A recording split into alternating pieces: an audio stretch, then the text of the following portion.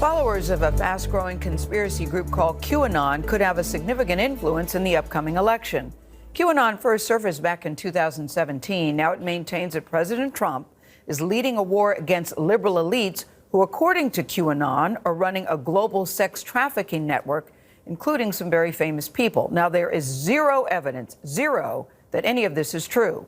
Tonight's episode of 60 in 6 takes an inside look at QAnon. 60 in 6 features 60-minute style storytelling in episodes that last around 6 minutes or so.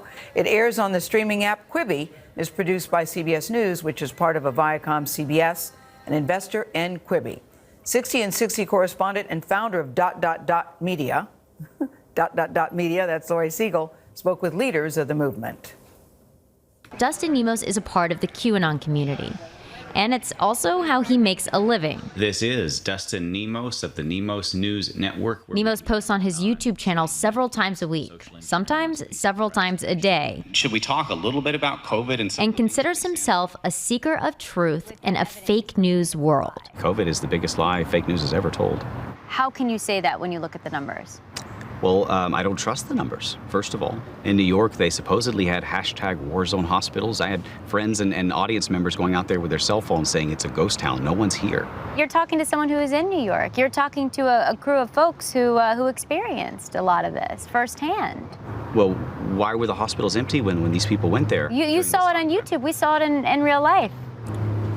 We saw it from you. We heard your version. No offense. We don't trust you guys. As someone who was in New York City in the height of COVID, Yes. who had friends in the hospital, I can tell you it just as simply isn't true. We had whistleblower nurses who went into this and exposed what was happening. Hospitals were actually monetized and incentivized to lie about COVID patients. What evidence do you have besides online speculation? There's months now of documented evidence for this. What kind? Various articles. The Gateway Pundit, Zero Hedge has put out many of them. What kind of article? Nemos News Network, if you want to go search. That's your network. Absolutely. I've been covering this since the beginning, so I've covered every bit of it. You know, more than 200,000 Americans have died since the pandemic. I know CBS has been reporting on these stats and has knowledge firsthand.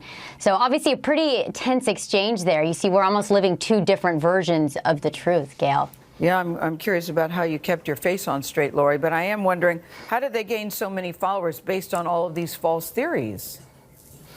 Yeah, I mean, I think this movement is growing so quickly, and you have this mysterious figure Q who drops these predictions online, and people are really, really following this. And you know, I think it's actually a perfect storm. You have the disenfranchisement of people. You have this pandemic where people are turning online, and then you also have this growing distrust of mainstream media. You have the coining of fake news. You have misinformation spreading online, and it really has created a perfect storm that's led to Q. Yeah, it's very frightening. What are some of the main misconceptions?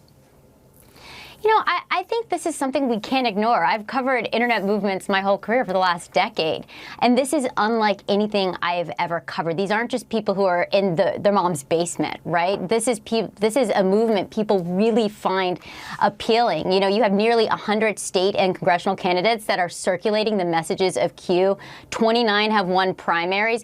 Being on the ground, you begin to really understand that people are, you know, looking for some type of leadership, looking for something different. They're almost forming their own political party online. So I really don't think we can ignore this, and I don't think we can ignore how quickly this is spreading. And when they circulate the messages that you speak of, what are the political implications of that? I mean, extraordinary implications. When you're on the ground, one of the interesting things, Gail, is when we were in this rally, and it was a pretty intense environment with the media, you know, they're filming you as you're filming them because they distrust the media. But I think the big question is what's going to happen when we head towards the election, and will they accept the results? You know, I actually spoke to a lot of folks inside the rally. Listen to what they said.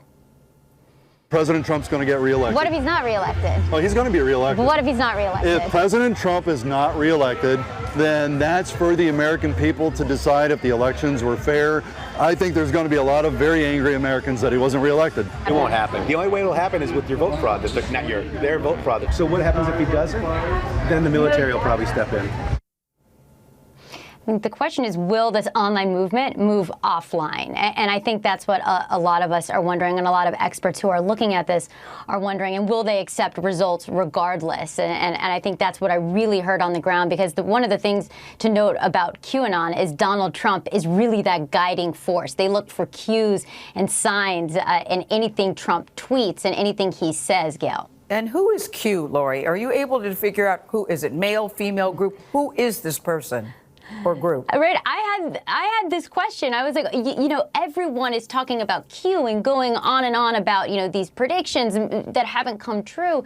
And what's interesting is no one knows who Q is.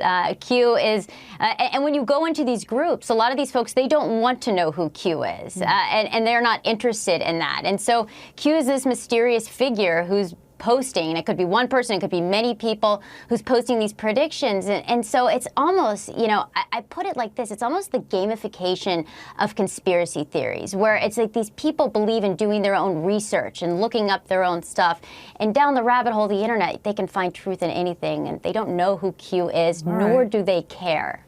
All right, Lori, thank you very much. You can watch Lori's full story today on 60 and 6 on the mobile streaming app Quibi.